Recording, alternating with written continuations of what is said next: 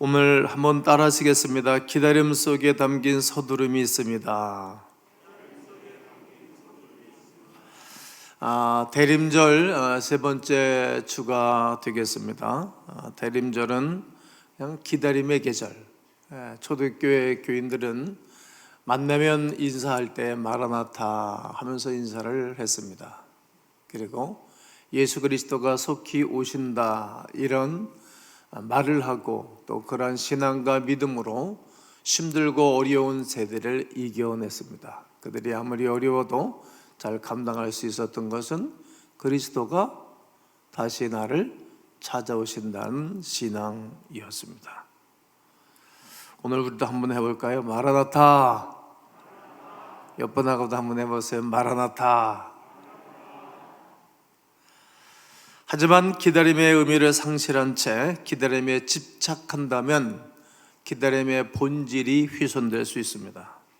초대교회도 이러한 기다림을 상실한 사람들로 말미암아 신앙과 다른 사람들의 눈살을 찌푸리게 했기 때문입니다. 결국 교회가 어지럽게 되었습니다.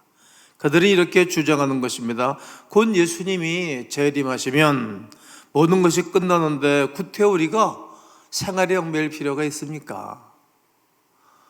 우리가 조직 속에 들어가는 것 아닙니까? 사회도 하나의 조직이고 가정도 조직이고 문중도 조직이고 교회도 조직이고 우리가 회사생활도 조직 아닙니까? 구태여 예수님 오시는데 그렇게 조직에 들어가서 힘들게 피곤하게 살 필요가 뭐가 있겠는가? 이런 사람들을 향해서 사도 바울이 데살로니가 교인들에게 이렇게 권면하는 것입니다. 그러므로 피차 권면하고 서로 덕을 세우기를 너희가 하는 것 같이 해라. 덕은 쓰임에 합당한 것을 덕이라 하지 않습니까? 형제들아 우리가 너희에게 구하노니 너희 가운데서 수고하고 주 안에서 너희를 다스리며 권하는 자들을 너희가 알고. 그렇습니다. 2000년 동안 예수님 오시지 않았는데 기다릴 필요가 있겠나? 기다림 자체를 거부해버린다면 이런 모습 역시 세상에 빠져 세속화가 될 우려가 큰 것입니다. 그렇다면 우리는 어떻게 그리스도를 잘 기다릴 수 있는 것입니까? 기다림의 의미를 상실하거나 기다림을 포기하지 않고 그리스도께서 장차 오심에 대하여 어떻게 기다리면 되는 것입니까? 그 이야기를 오늘 구약 성경에서 찾아보는 것입니다. 출애굽기 12장은 우리가 잘 아는 것과 같이 유월절입니다. 유월절은 예수 그리스도의 십자가를 상징하는 것이지 않습니까? 이스라엘 민족이 애굽에서 탈출하는 그날 밤 문설주에 발랐던 그 피를 바라보고 죽음의 천사들이 지나가는 것입니다. 모든 동물의 장자, 모든 사람의 장자를 이스라엘 사람이나 애굽 사람이나 또 거기 외국인들 와서 사는 사람일지라도 그 이집트에 사는 사람들에게는 동일하게 적용이 된 것입니다. 이 유월절은 이스라엘 백성들에게 있어서 신앙의 처음이요 시작이라는 점을 생각하셔야 됩니다. 왜냐하면 400년 동안 종살이 하다가 그들이 출애굽한 날이기 때문입니다. 그런 의미도 있겠지만 오늘 2절에서 보면 이 달을 너희에게 달의 시작이라는 거예요. 그리고 해의 첫 달이 되게 하고, 유월절은 예수 그리스도의 탄생, 예수 그리스도의 시작, 연관이 되어 있는 것을 알 수 있게 됩니다.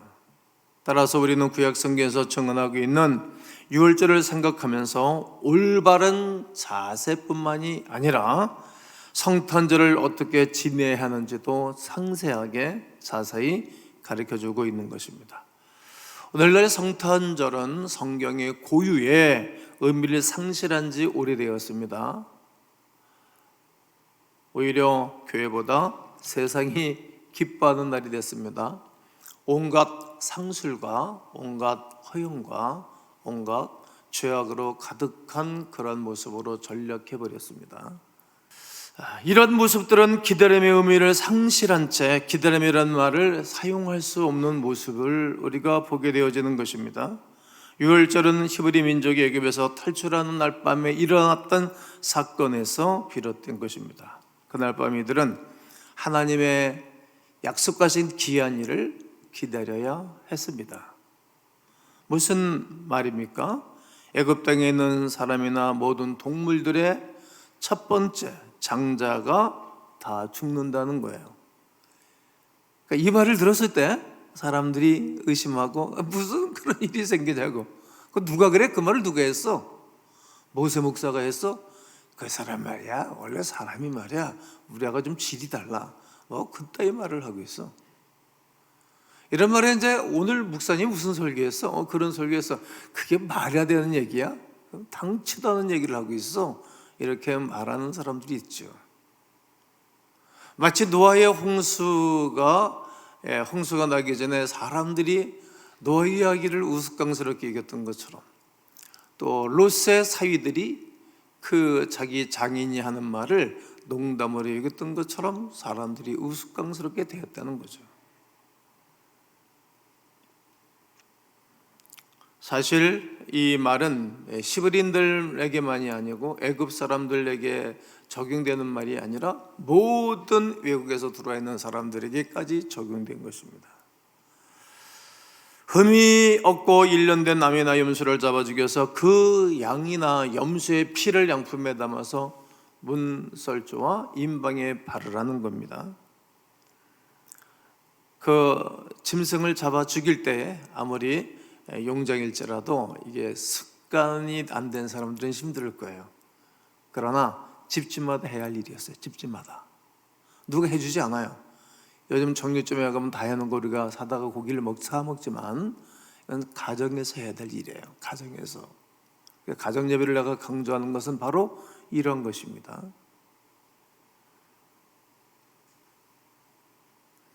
이들이 기다리는 그 밤 다 준비를 하고 기다리는 그 밤에 천사들이 지나갈 때 사람 죽는 소리, 짐승의 죽는 소리들이 너무 크게 들렸어요. 완전히 이때 애굽은 완전히 이 밤이, 새벽이 공포의 밤이었겠죠. 자기네 집에 아무런 어려움과 죽음의 일들이 일어나지 않았을 때 이들은 기뻤겠죠. 그리고 그들이 출애굽을 하는 엄청난 영적인 반응을 그들이 목도한 것입니다. 하나님께서 이 유월절을 말씀하시면서 양의 피를 바른 사람들이 무엇을 해야 하는지를 상세하게 8절서부터 11절에 가르쳐주고 있는 것입니다. 8절에서는 불에 구워 무교병과 쓴나무를 아울러 먹어라. 9절에서는 날것이나 물에 삶아 먹지 말아라. 머리와 다리와 내장을 다 불에 태워 먹어라. 그리고 남겨두지 말고 남은 것은 다 불에 태워라. 11절에 허리에 띠를 띠고 발에 신을 신고 손에 지팡이를 잡고 급히 먹어라. 이것이 여호와의 유월절이니라. 하나님의 귀한 일을 기다리면서 해야 할 일과 해야 할 자세를 하나님이 상세하게 가르쳐 주신 것입니다. 한마디로 표현하면 서둘러라. 서둘러서 이 음식을 먹으라는 거예요. 서둘러라. 이 서둘러라는 말은 아주 긴박함을 이야기하는 표현 아닙니까? 특히 허리에 띠를 띠고 신에 신부를 짚고 지팡이를 잡고, 이 표현은 금방 어디를 갈 것 같은 준비를 하라는 것입니다. 그런데 이러한 기다림 속에 서두르는 모습이야말로 우리가 이 땅에서 살아가는 가운데에 할 교훈이고 자세입니다. 그러면 과연 무엇을 위해서 우리가 서둘러야 하는 것입니까?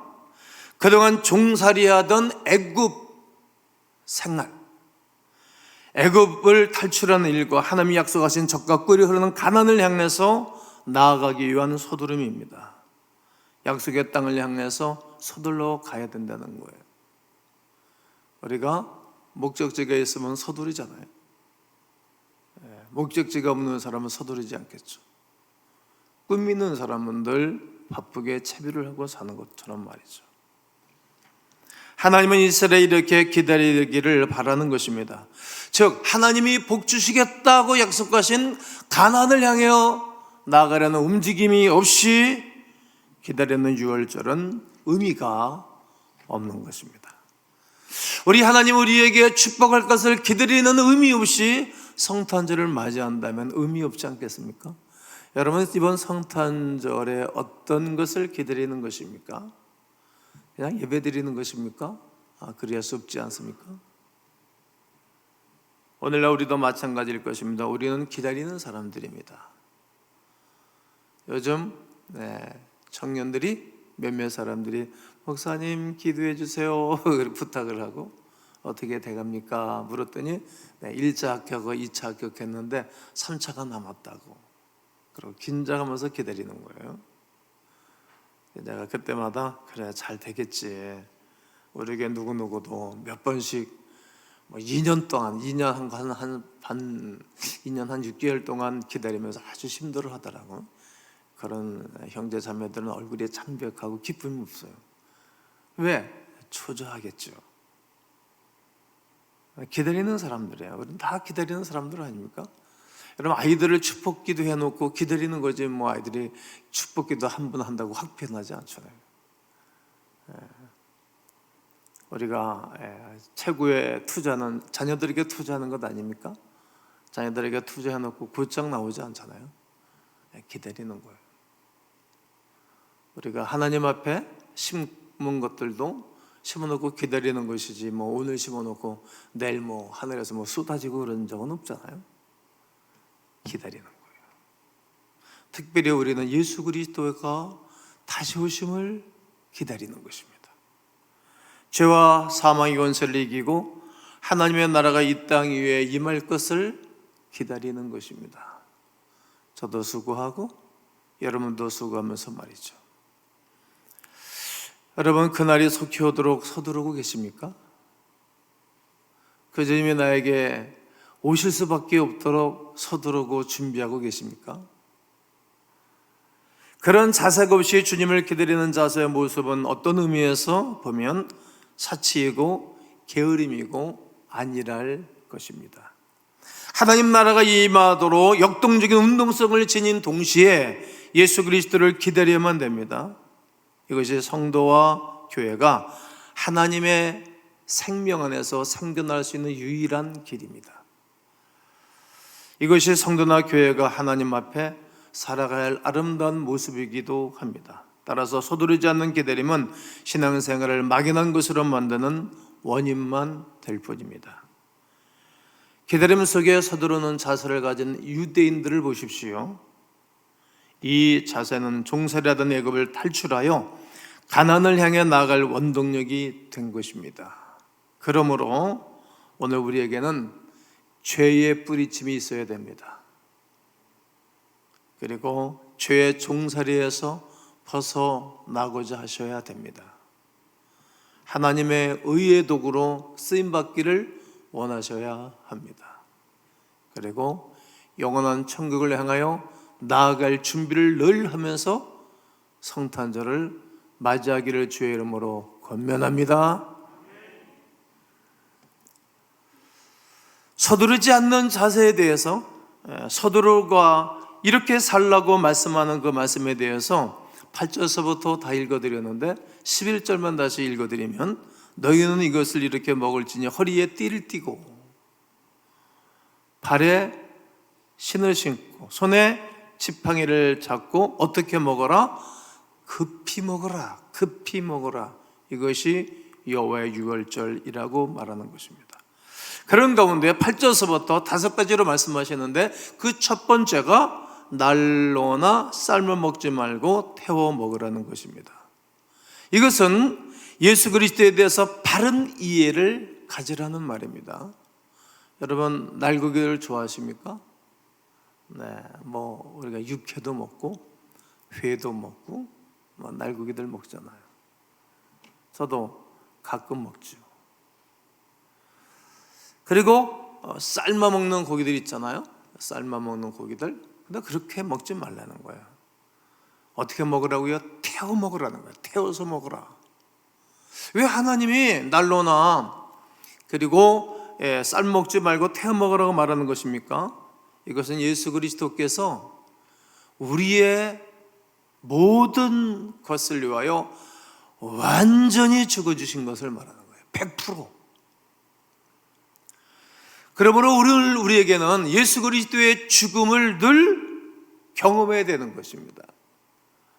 그러면 어떤 부모가 귀합니까? 여러분, 아이들이 어머니를 좋아하고 어머니에게 일평생 들어 어머니에게만 남은 눈물이 팽 도는 것은 어머니는 다 품어주셨기 때문이 아닙니까? 예수 그리스도의 죽음을 먹는다는 체험이 우리에게는 필요합니다. 그저 다른 사람의 죽음처럼 눈으로 보는 것으로 끝내지 말고 그 죽음 자체를 먹어보는 것입니다. 실제적인 예수 그리스도의 죽음에 참여하는 체험이 필요합니다. 말하고 싶지만 말을 안 해보는 것. 한번 고함도 한번 질러보고 싶은데 그 고함을 안 질러보는 것. 그때 가족들은 감동을 받지 않습니까? 그때 함께 팀워크를 이루고 일하는 직원들이 의아하게 생각하고 나를 존경하지 않을까요? 좀 더 쉽게 표현한다면 예수 그리스도의 죽음이 나의 삶에 진정한 영향과 에너지를 가져다 주도록 하라는 것입니다. 그 은혜로 그 힘으로 살아가는 것입니다. 요즘 교인들은 너무 똑똑해요. 요즘 크리스찬들은 너무 사회에 대해서도 너무 똑똑하고 공격하는 거예요. 그러니까 소금처럼 녹아지지 아니하니까 사람들이 귀를 기울여주지를 않는 것입니다. 사도 바울이 말하는 것입니다. 고린도후서 4장 10절에 우리가 항상 예수의 죽음을 몸에 짊어짐은 예수의 죽음을 늘 짊어졌다는 거예요. 예수의 생명이 또한 우리 몸에 나타나게 하려 함이라. 저는 시골에서 걷기 때문에 짐을 나를 때 지게에다가 어린 시절부터 지게질을 해봤어요. 초등학교 다닐 때부터. 얼마나 어깨가 아픈지 몰라. 너무 아파. 내가 지게를 지고 짐을 계속 퍼다주면 우리 어머니가 좋아하잖아요. 들깨 배에서 실어오고 뱃단 논에서 실어올 때 너무 아픈 거예요. 우리 어머니가 할 일, 우리 아버지는 일찍 일을 안 하셨어요. 일하기를 별로 안 좋아하세요. 그러니까 이제 일을 잘해주는 내가 있으니까 어머니가 나만 찾는 거예요. 일 잘하는 아들을 찾지 일 못하는 아들을 찾지는 않아요. 예수의 죽음을 우리가 짊어졌다는 거예요. 대신 우리가 다른 사람들에게 섬김받는 것은 좋아하지만 우리는 섬기려고 하지를 않아요. 너무나 인색하죠. 그 예수의 생명이 그럴 때 우리 몸에 나타난다는 것입니다. 예수란 나의 삶의 근본적인 에너지가 예수 그리스도의 몸에서 나오도록 하라는 것입니다. 날것으나 삶지 말고 반드시 불에 태워 먹으라는 의미입니다. 예수 그리스도의 죽음은 우리의 심판을 대신할 심판적 죽음이라는 사실을 늘 기억하라는 의미입니다. 내가 불에 다 죽어야 할 그 자리에 예수 그리스도께서 대신 다 죽어주셨으니 자녀들아 너희가 말과 혀로만 사랑하지 말고 행함과 진실함으로 하라고 요한 사도는 요한 1서 3장 18절에서 말씀하던 말입니다. 이렇게 우리는 나를 대신하여 돌아가신 예수 그리스도를 진정으로 깨닫고 내가 이제 그 자리에 설라고 애를 쓰는 것입니다. 그리고 기다리는 것입니다. 그리고 노력을 넣지 않는 무교병을 먹으라고 오늘 본문은 말합니다. 인본주의가 들어가지 말라는 말입니다. 허황된 것으로 부풀려서 들뜬 마음으로 살지 말아라. 순수하고 진실하게 살아가야 될 것을 말씀하는 것입니다. 오래전에 많이 불렀던 찬송 중에 진실하게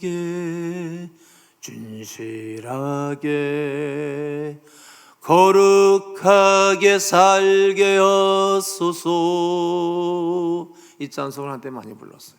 좀 부르고 싶은 마음도 있습니다. 하나님 앞에, 사람 앞에, 내 자신 앞에 허황된 부풀리는 인생을 살면 안 됩니다. 내가 나를 과장하면 다른 사람들이 힘들어지지 않습니까? 그리고 사람들이 다 압니다. 나를 과장하면 과장할수록 결과적으로 남을 속이는 행위가 되는 것입니다. 예수님도 제자들에게 분명히 경고하셨습니다. 8장 15절에 예수께서 경고하여 이르시되 상과 바리새인들의 누룩과 헤롯의 누룩을 주의하라고 말이죠. 바리새인들은 종교인으로 아주 타락한 사람들입니다. 자기들은 하지 아니하며 입으로만 하는 사람들 말이죠. 그리고 헤롯은 정치인 아닙니까?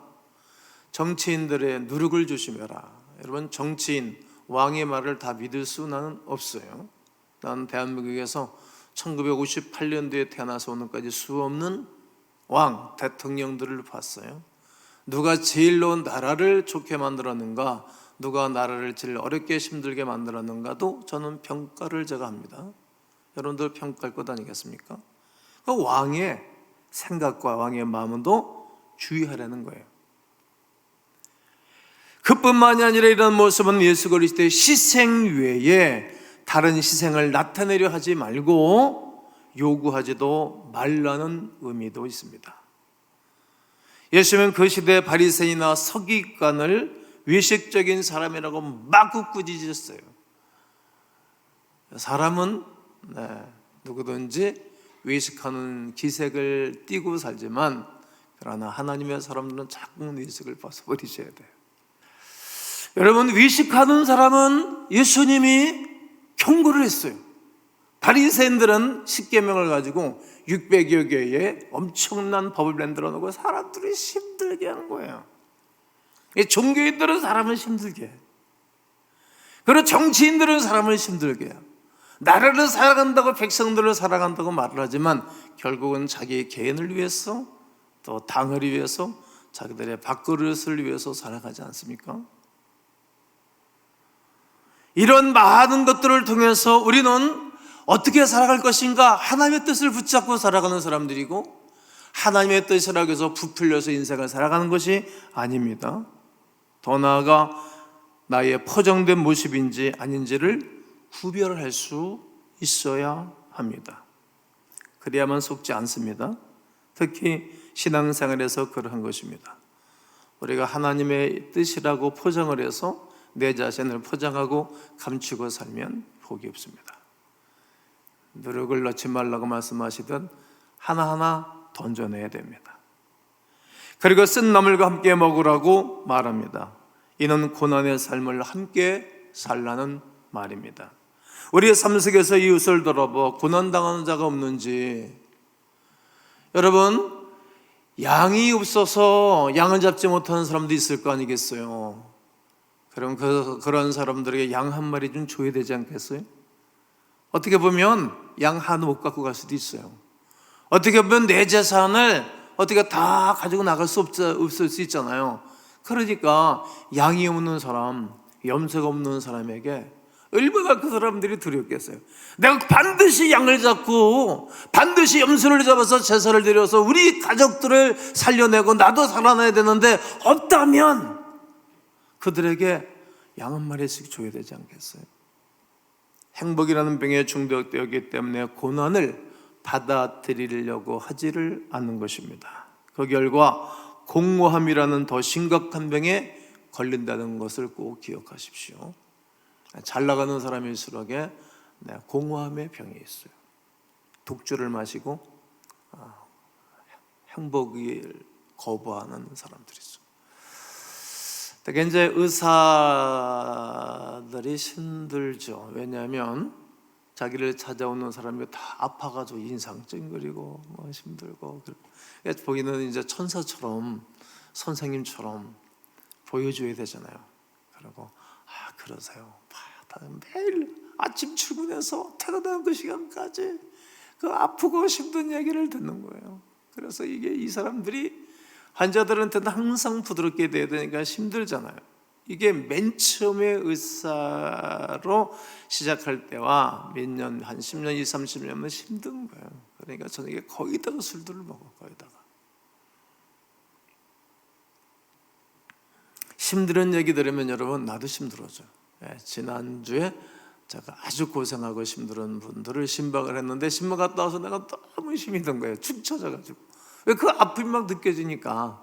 그런데 어제는 제가 주례를 했는데 주례하는데 신랑 신부가 잠깐 거기 내 앞에 설 때 거기 뭐 쏘쏘 얘기하는 거 이것들이 너무 좋아가지고 그냥 좋은 거예요. 좋은 모습 보면 좋은 거예요.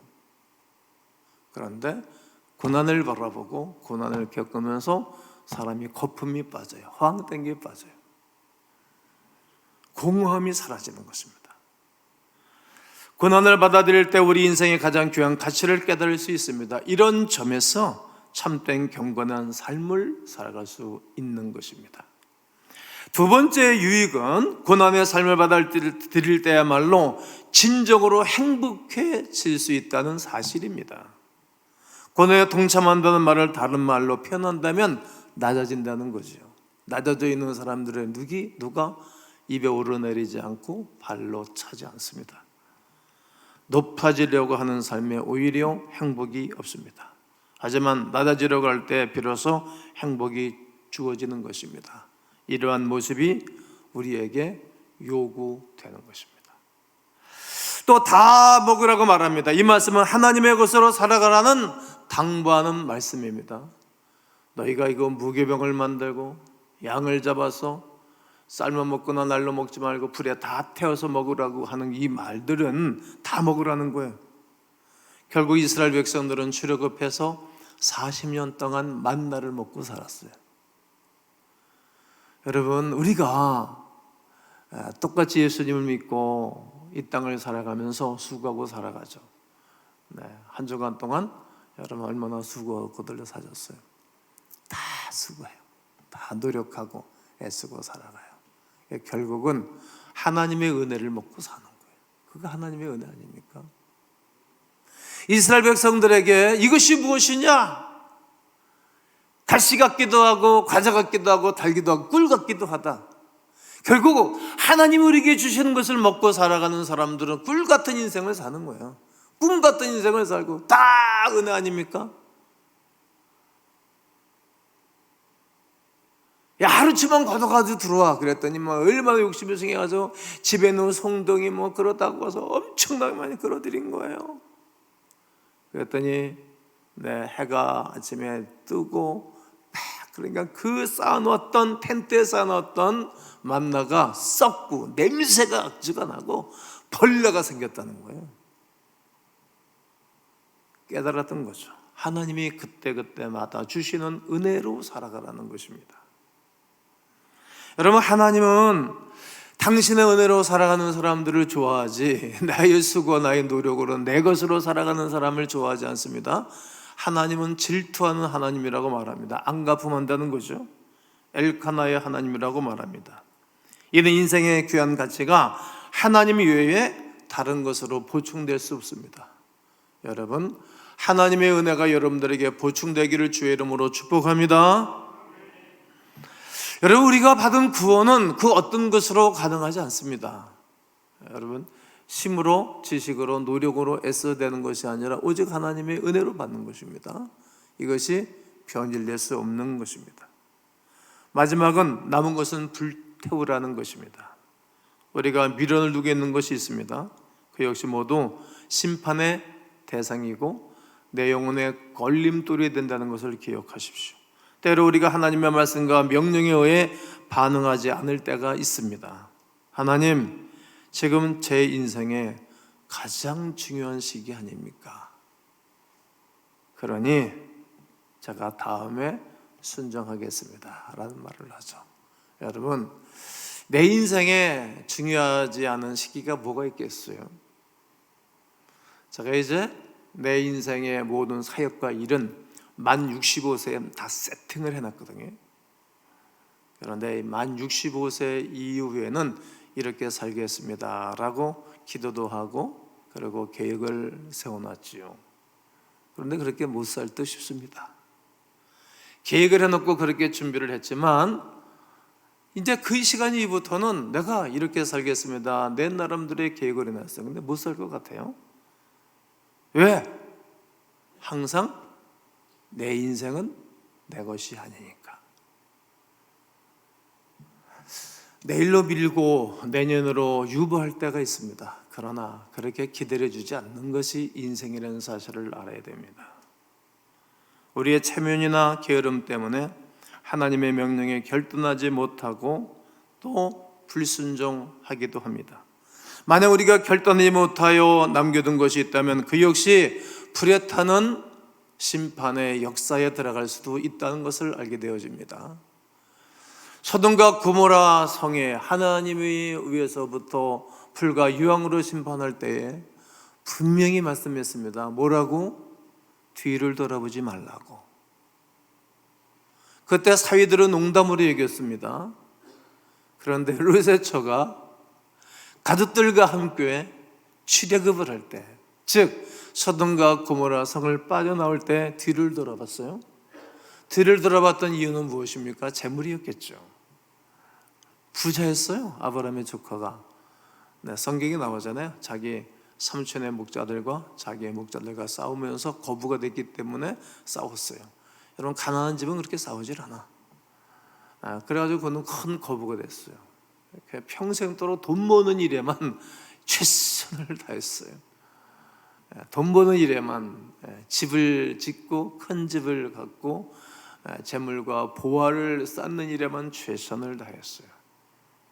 그런데 너무 아까웠겠지. 뒤를 돌아보는 순간 그는 소금 기둥이 되어버린 것입니다. 그 롯의 처를 기억하라고 성경은 말하는 것입니다. 누가였던 의사 제자였던 누가가 말했던 겁니다. 그러므로 하나님의 나를 향한 결단을 내일로 미뤄서는 안 되는 것입니다.